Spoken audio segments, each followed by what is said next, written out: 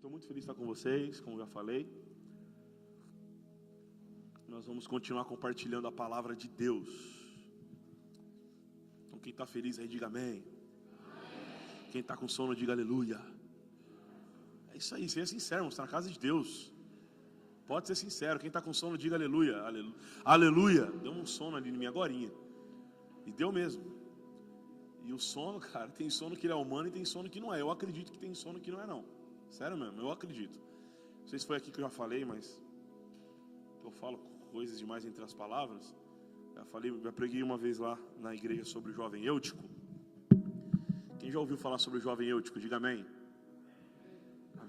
Vamos lá de novo, quem ouviu falar sobre o jovem Eutico, diga amém. Aí, bastante gente ouviu, tá vendo?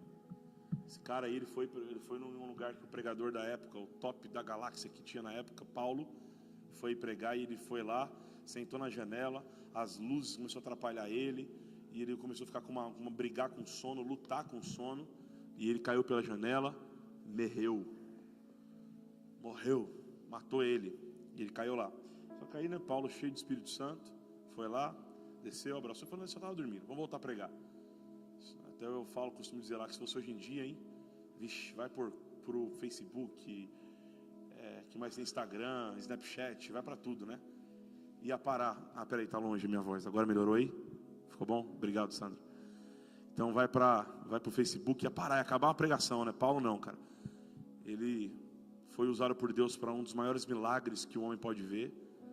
E ele não deu a importância maior do que a palavra de Deus. Ele voltou a pregar, voltou a expor o sermão que Deus tinha colocado no coração dele. Mas o sono, eu acredito que o sono vem para... Muitos sonos são espirituais, dentro da igreja, eu já senti isso. Por que esse sono é espiritual? Porque o diabo não queria que o jovem Eutico saísse de lá com resposta para a vida dele. Tem vezes que a gente dorme o dia inteiro, chega na igreja, dá o que na gente? Vigia, tem coisa que é espiritual. O diabo não quer que você encontre solução para a tua vida.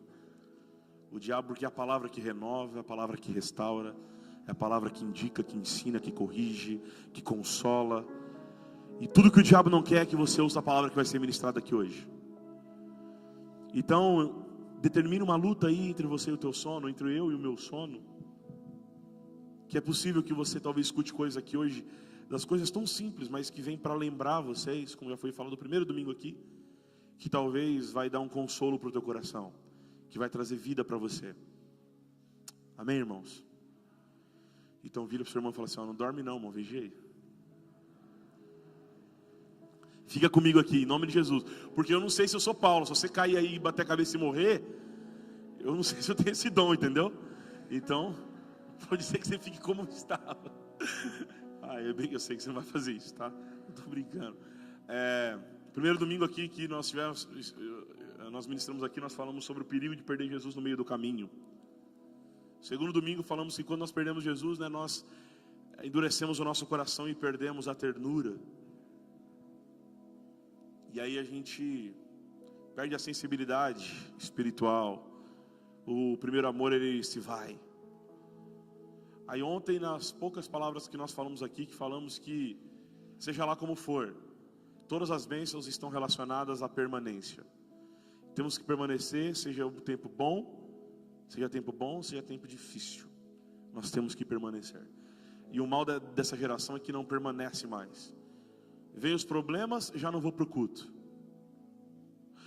Vem a tribulação, já vou sair da célula. Não estou gostando da célula. Lá é assim, eu tenho esse problema. Talvez aqui não, graças a Deus, que não tem esse problema, contando o problema que eu tenho lá. Não vou para a célula, já não dá mais para mim, vou sair da célula. Vem as adversidades, eu já não vou orar mais. O encontro de oração, não vou mais orar. A gente não permanece. Aí o pior é que aí tudo bem, Deus fala: não, então eu vou abençoar. Eu vou dar bênção então.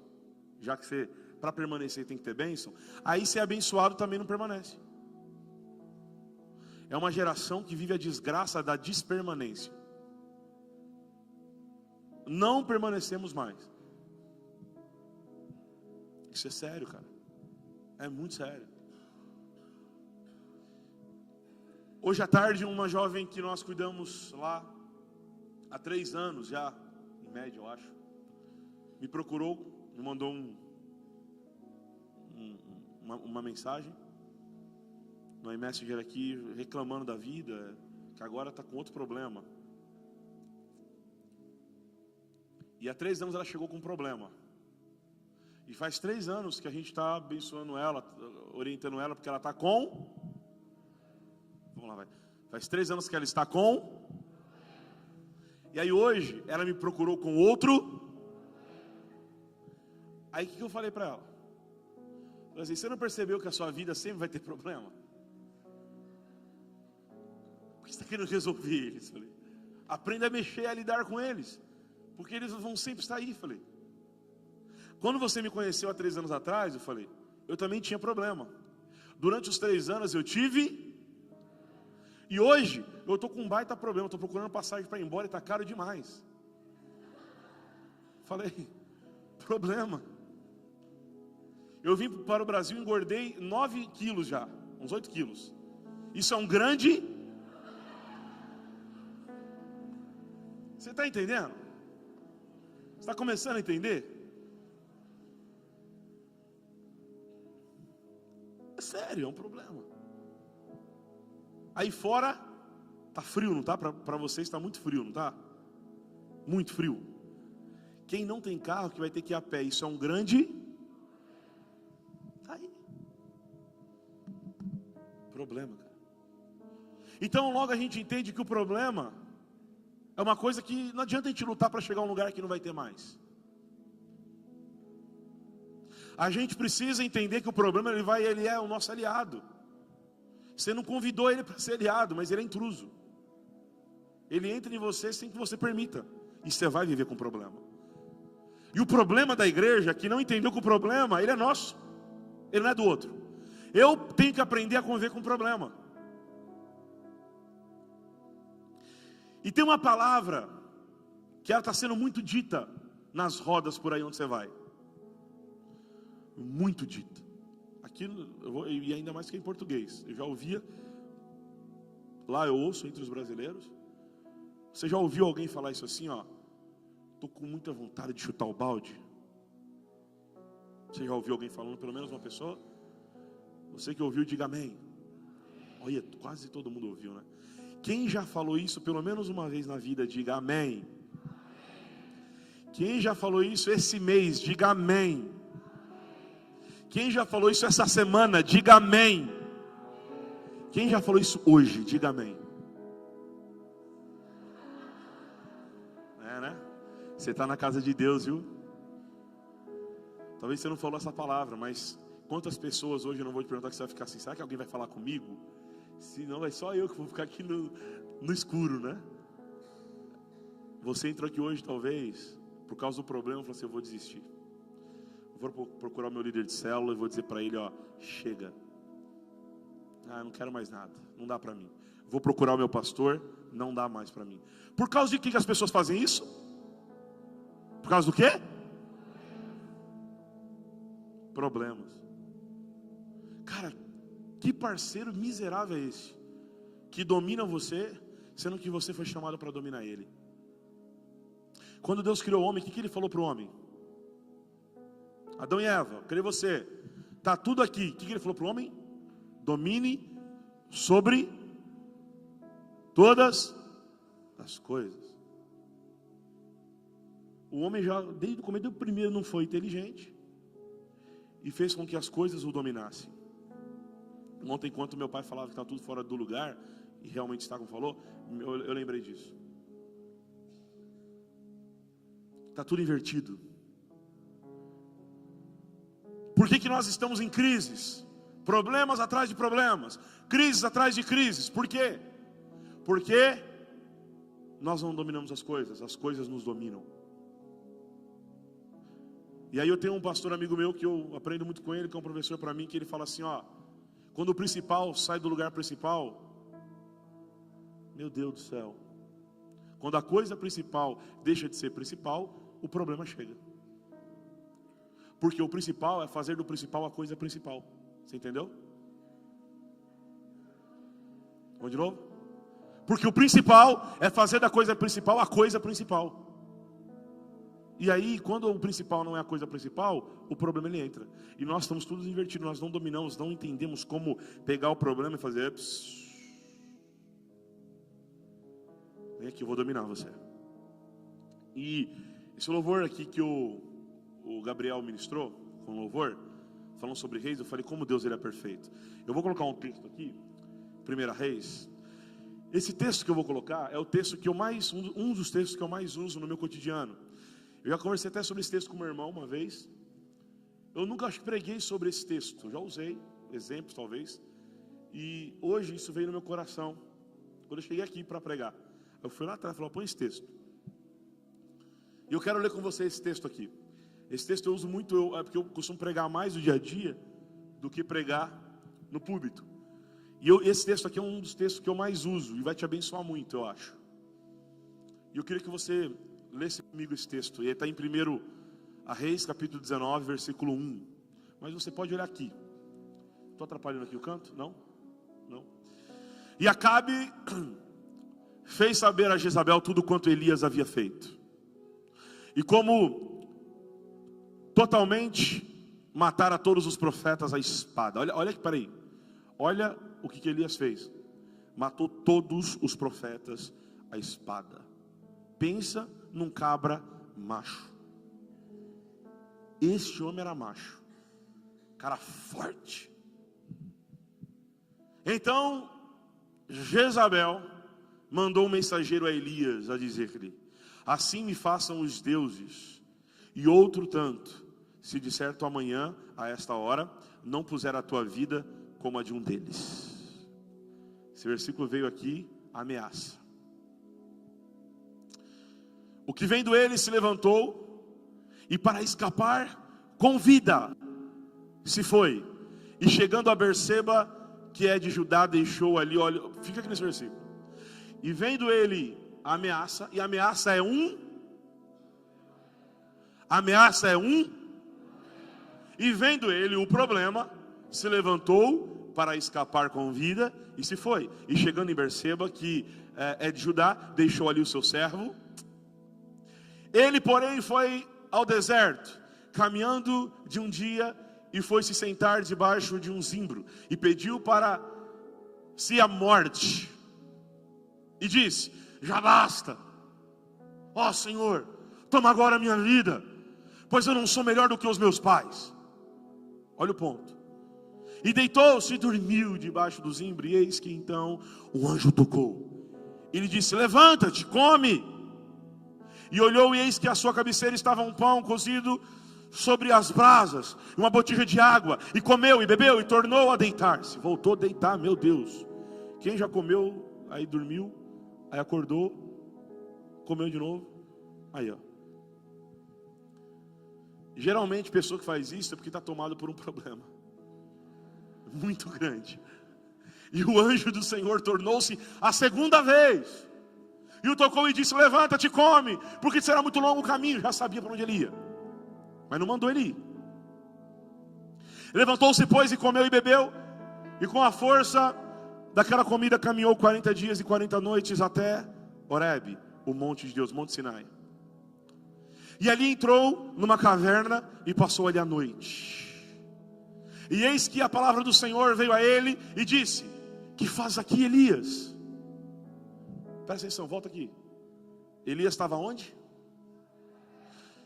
O problema da pessoa que está com problema é achar que caverna é o lugar de quem tem problema.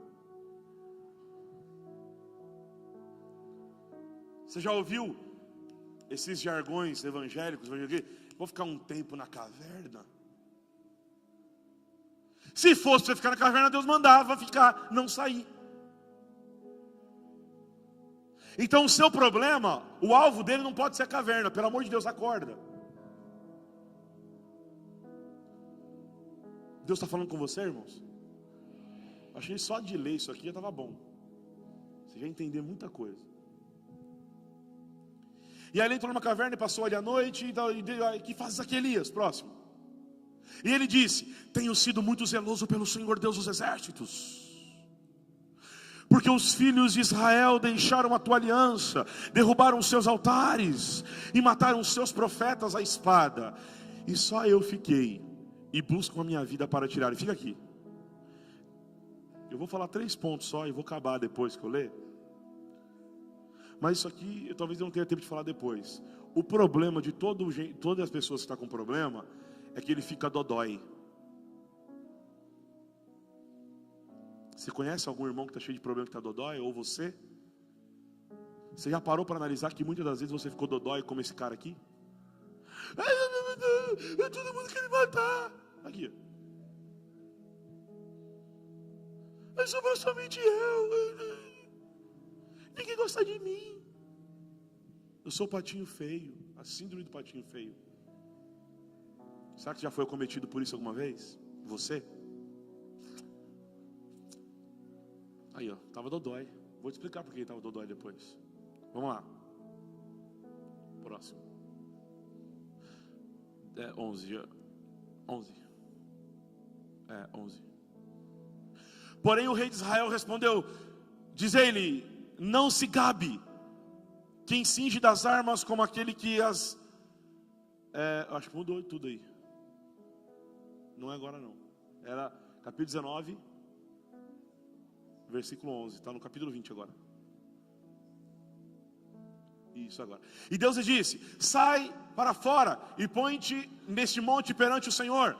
E eis que passava o Senhor como também uma grande e forte vento que fendia os montes e que quebrava as penhas diante do Senhor. Porém o Senhor não estava no vento. E depois do vento um terremoto. Também o Senhor não estava no terremoto. E depois do terremoto um fogo. Porém também o Senhor não estava no fogo. Nem todo fogo é de Deus. Nem todo lugar que parece estar cheio do Espírito Santo é dele. Não é isso que eu ia falar. Bora. E depois do fogo uma voz mansa e delicada. E sucedeu que, ouvindo a Elias, envolveu o seu rosto na sua capa e saiu fora e pôs-se à entrada da caverna. E eis que veio a ele uma voz que dizia: que fazes aqui, Elias? Só uma nota, cuidado. Não pense que culto bom é onde houve um barulho muito grande. Deus no silêncio, Ele fala no seu coração. Não brinca com isso não, cara, leva a sério. Todo culto o Senhor está falando. Seja Ele que dá aquela coisa, um pregador, e seja aquele pregador tranquilo. Deus está falando com você. Então reverencia o Senhor, a palavra de Deus. Ele está falando com você. E Ele disse: eu tenho sido, olha de novo, ó, chorando de novo. Chorando não chora só uma vez, ele chora 2, 3, ó. Eu tenho sido em extremo zeloso pelo Senhor Deus dos exércitos, porque os filhos de Israel deixaram a tua aliança, derrubaram os teus altares e mataram os seus profetas à espada, e só fiquei eu, e buscam a minha vida para tirarem. E o Senhor lhe disse: vai e volta pelo teu caminho para o deserto de Damasco, e chegando a unge a Israel rei sobre a Síria. Também a Jeú, filho de Ninsi, ungirás rei de Israel, e também passando toda a tarefa para ele, para quando ele saísse do problema. Filho de Safete, de Abel Meolá. Tem alguém aqui que está grávida? Não? Tem alguém que está grávida? Levanta a mão aí. Então se você tem uma amiga, então indica esses nomes depois aí, ó. Muito bonito. Esse aqui então, ó, Abel Meolá. Muito bonito. Ungirás profeta em teu lugar. Próximo. E há de ser que o que escapar da espada de Azael matá-lo-á a Jeú, e o que escapar da espada de Jeú matá-lo-á a Eliseu. Também deixei ficar em Israel. O que é isso aqui? Todos os joelhos que não se dobraram a Baal, e toda a boca que não o beijou. Volta uns 4 versículos, volta.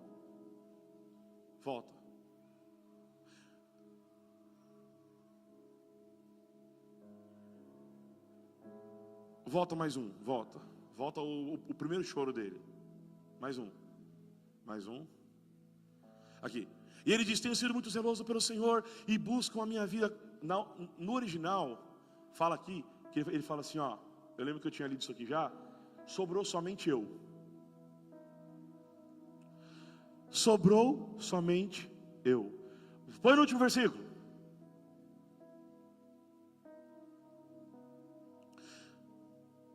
7.000. Todos os joelhos que não se dobraram a Baal. Então, tinha 7.000. Eu vou parar aqui. Quero deixar algumas observações para você e vou terminar.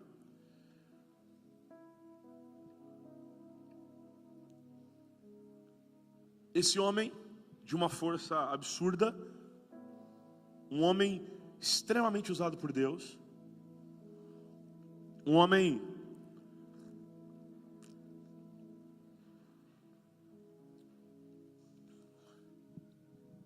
tão forte que matou todo mundo na espada, sozinho. Um homem que foi usado por Deus tremendamente. Ele entrou num problema. Entrou numa crise muito grande. Um problema acometeu ele. O problema acometeu muito forte. Tem alguém aqui que nunca foi acometido por um problema? Levanta sua mão para eu te conhecer. Levanta a mão. Quem nunca foi acometido por um problema, levanta aí. Queria te dar um abraço, pegar uma unção. Não? Não tem ninguém? Então, a primeira coisa que eu queria falar para você é, para você guardar no seu coração, ela não vai resolver nada, mas ela pode aliviar alguma coisa no seu coração. Se até os grandes homens de Deus entraram em crises, em problemas, quem dirá nós? Se até os profetas entraram em grandes crises, quem dirá esse irmão que está do seu lado? Quem dirá esse pastor que está falando com você agora? Se esse homem aqui entrou num problema, por que eu e você não vamos entrar? De novo, o problema não é o problema somos nós, que não aceitamos quando os problemas batem a nossa porta, quando as crises chegam. Aí já não basta a própria crise que existe, eu me torno a crise. Eu me torno a própria crise, porque eu não aceitei. Eu acho que eu não devo entrar em problema. Eu acho que a minha vida tem que ser nice, super legal. Que a minha vida tem que ser, que eu não devo chorar, que eu não devo lamentar, que eu não deveria passar por aperto financeiro, que eu não deveria ter crises espirituais. Eu só tinha que todo dia estar aqui falando línguas estranhas. Oh meu Deus, é só vitória. Eu acho isso, aí eu entro em crise. Mas quando eu olho para a Bíblia, eu só vejo gente falando o quê? Entrei em crise. Só vejo um livro de um cara chamado Jeremias, que ele fez um livro chamado o quê? Chamado o quê, igreja? Mas não pode. Como que pode? Lamentações. Não, tinha que ser só testemunho. Todo dia tinha que ter um testemunho bonito desse aqui. Todo dia eu vejo Paulo falando o quê? Sofra comigo. Paulo fala isso, cara. Sofra comigo as dores. Ele não te chama regozija comigo. Ele fala, sofra comigo. Mas eu ainda não aceito os problemas. E eu me torno a própria crise a despeito da crise que existe. Tem muita gente perdendo a qualidade de vida porque não entendeu só isso. Se hoje você já entender que se os grandes homens de Deus entrarem em crise e você também está passivo a entrar, já vai uma coisa fazer você acostumar, opa, não está nada errado comigo, eu estou vivendo. Tem um pastor que eu escuto a mensagem dele muito linda que fala assim, existo logo sofro. Se você existe logo você sofre. Você já vai falar, meu, normal, não tem nada errado comigo, está tudo certo. Quando a gente pensa assim, está tudo bem. Tem um livro que não é cristão, mas fala quando Nietzsche chorou. É um livro de filosofia que tem uma passagem que lá saiu Freud, foi um dos mentores de Freud, muito antigo, que ele falou assim para Freud, já usaram, talvez você já usou isso, já usam muito isso aqui em faculdade, falando sobre a resistência ao problema, trabalhar com o problema. Fazer aqui, vou falar para esses dias aqui. Cauê, ali em São Caetano estão dando uma injeção de graça, agulha desse tamanhozinho assim, desse tamanho, é de graça, só um líquido de boa, só para entrar na sua perna e tal. Vão lá tomar todo dia comigo? Não? Você não é homem não, pai? Vamos? Não, né? Não, tô fora, não quero. Vamos aí, Rosângela, vamos? Também não? Não? Juninho, vamos lá? Não, também não. Aqui, esse lado aqui, tem alguém? Abigail? Abigail é forte. Não, né? Marina, Modemar, vamos lá? Ai, não vamos. Sabe o que acontece? Agora vamos lá. Para as mesmas pessoas. Estou com um laudo médico aqui seu.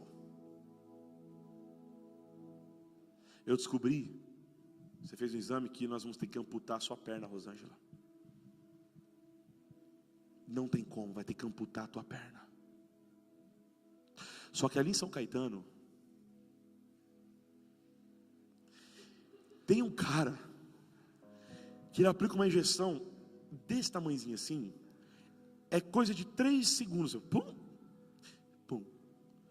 Você não precisa mais amputar a tua perna, você vai andar tudo normal. Vamos?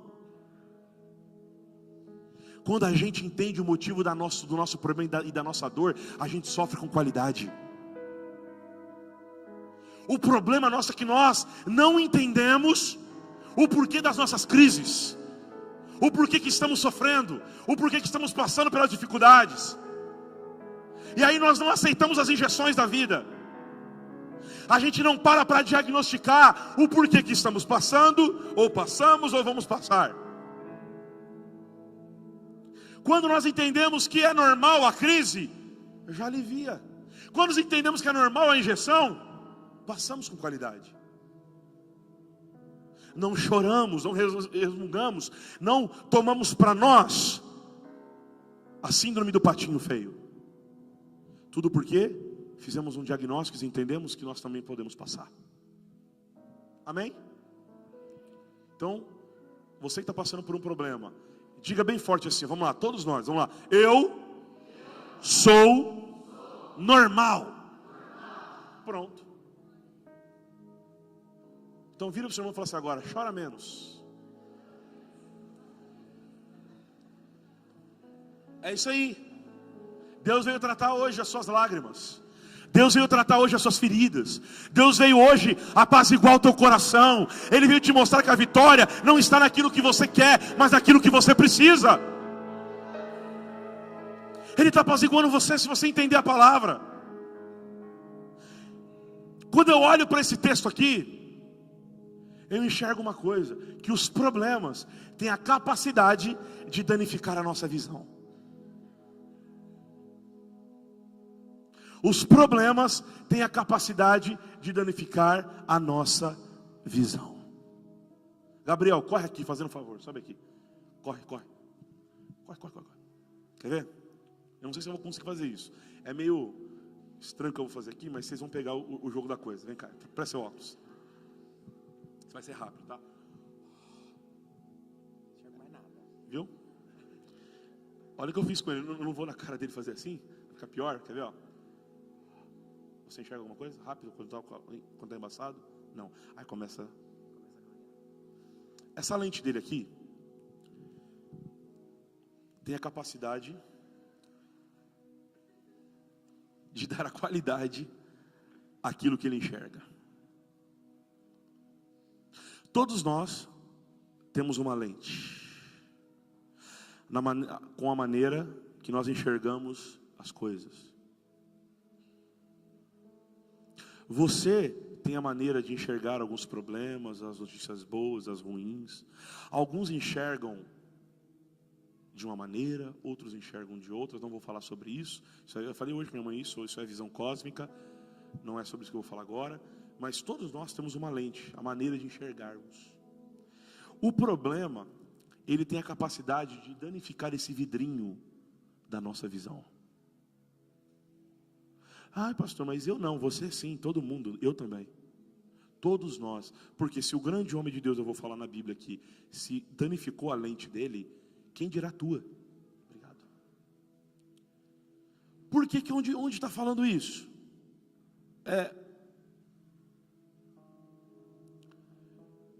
Quando eu olho para esse texto, eu vejo que, através aquele texto, aquela parte que nós lemos, Eu vou fazer uma pergunta. Jerusalém naquela época, Israel naquela época, não tinha tantos habitantes como tem hoje. Você acha que tinha como esconder 7.000 pessoas? 7.000? Em Mauá, esconder todo mundo junto de um lugar, 7.000 pessoas, tem como? Aqui vai ficar difícil esconder, todo mundo já sabe, vai ter um grupo aqui encontrado. Vai saber que tem alguém aqui. Imagina 7.000. Cara, ele sabia que tinha 7.000. Só que quando a ameaça veio, a crise veio, fez assim no vidrinho do óculos dele, ó. Danificou a visão dele. Mexeu na maneira de ele enxergar as coisas. Quando eu entro em crise, a maneira que eu estou enxergando as coisas, já pode ser que eu estou vendo coisas que não é para eu ver. Tem muita gente que está em crise, muita gente que está em problema, que ainda acha que sabe o que está fazendo, e ele deveria ficar quieto e ouvir conselheiros, pastores, a palavra de Deus, porque ele já não sabe mais, porque ele já está acometido pelo problema. Quando nós entramos em crise, geralmente nós já não estamos fazendo um diagnóstico correto das coisas, porque as crises têm o poder de danificar a nossa visão. Então cuidado, você que está em crise aqui hoje. Cuidado, você que está em crise aqui hoje, porque isso que você acha que é, pode ser que não seja. Isso que você está achando que está contra você, pode ser que não esteja. Essa pessoa que você fala que não serve mais para você, pode ser que sirva, que amanhã vai ser a tua solução. Essa célula que você acha que não serve mais para você, talvez essa célula que ainda está frutificando alguma coisa na tua vida. Essa igreja que não serve para você, essa igreja que ainda está alimentando o teu caráter. Essa mulher que você acha que não é mais para você, talvez seja ela que vai te sustentar, que vai te ajudar nos últimos dias da sua vida. Cuidado, porque essa crise pode ser que não seja aquilo que você acha que está vendo. A crise tem o poder de danificar a nossa visão, e nós batendo no peito na hora da crise, eu sei o que eu estou fazendo. A palavra de Deus vem para nos ensinar, para me ensinar a ser humilde, para me ensinar a dizer nada sei quando estou em crise. Quando estou com um problema, eu não sei se de fato é. O problema é quem? É o pastor? Não sei, talvez seja eu. O problema é minha esposa? Não sei, estou em crise, talvez seja eu.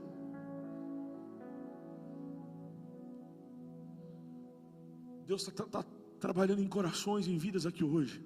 Cuidado, não transfira uma responsabilidade quando você nem sabe se essa responsabilidade é tua.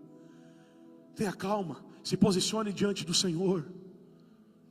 Se posicione diante a poderosa mão de Deus. Aquietai-vos.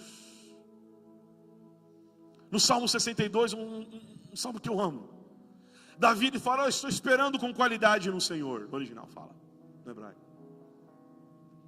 E ele insistiu no Senhor enquanto ele passava um momento de crise terrível na vida dele, que o próprio filho queria tomar o reinado dele. Aí ele fala uma coisa que ministrei há um tempo atrás, muito forte. Ele fala assim, ó, quem já ouviu esse versículo? Quem lembra desse versículo que ele fala assim, ó: uma vez falou Deus, duas coisas a ouvir. Sabe o que é isso? Quando você espera no tempo certo, Deus ele só vai falar uma vez, mas você vai entender a tua história inteira. Deus, quando ele se comunica tão bem, ele fala tanto na hora certa, que ele fala uma, você ouve duas. Mas tem a hora certa dele falar comigo, com você.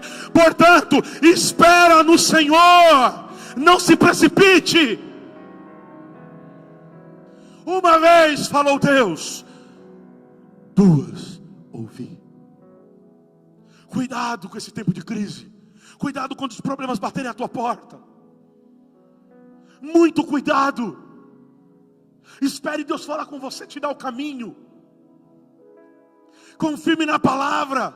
Veja na coerência da palavra. Ah, mas Deus vai vir falar comigo como? Vai vir um profeta falar comigo? Não, pelo amor de Deus. Tem gente que nunca vai ouvir a voz de Deus, sabe por quê? Ele nunca abre a Bíblia.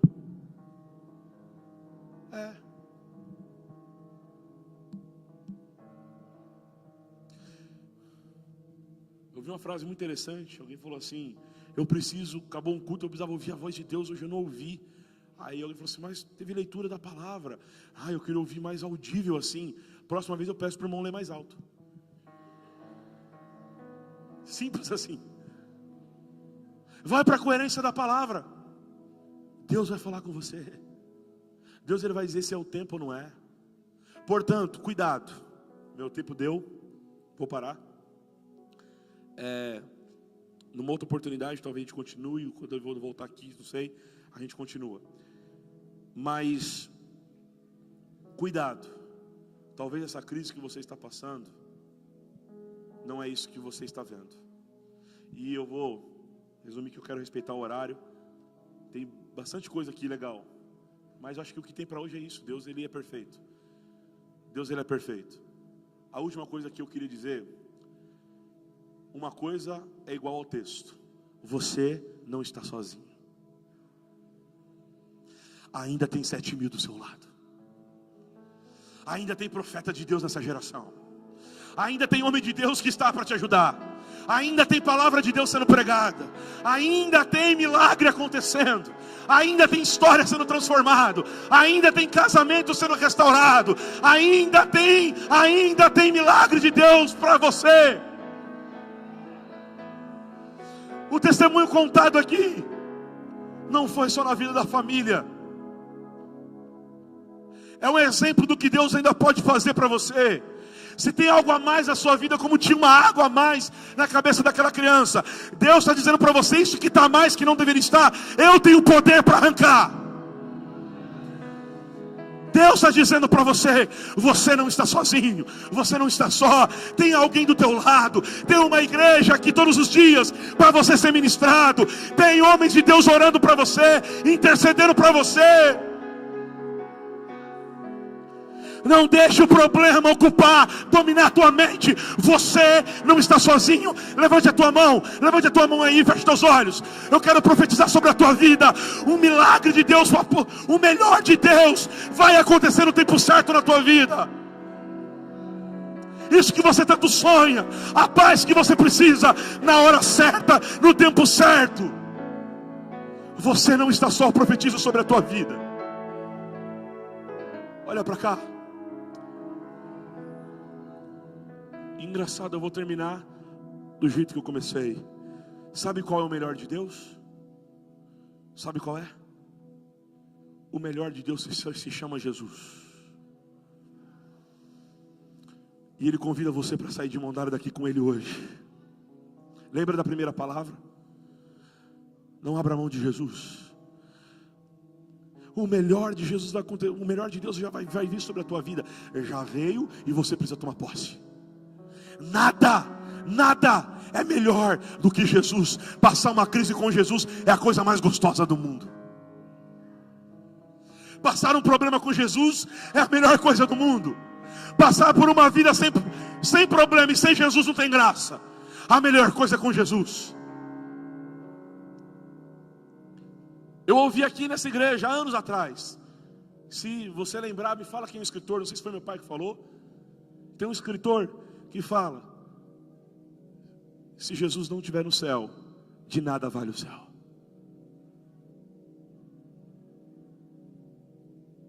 Ou seja, a solução para a tua crise é sair daqui de mão dada com Jesus. É entender que com Ele tudo vale a pena. Você pode estar passando pelo problema que for, pela situação financeira que for. Jesus, Ele te ama, Ele está com você. Ele vai sustentar com a tua poderosa mão. Saia daqui de mão dada com Jesus. Amém? Curve tua cabeça.